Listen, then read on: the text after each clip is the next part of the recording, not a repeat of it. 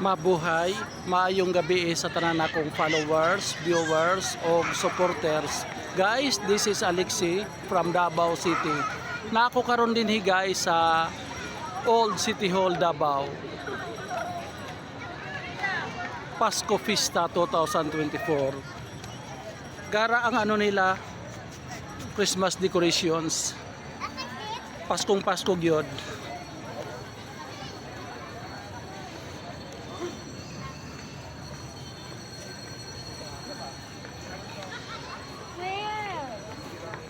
Mao ni ilang Christmas tree oh.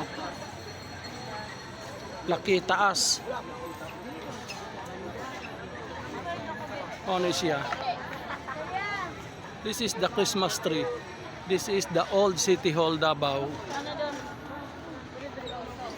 So sa tanang todo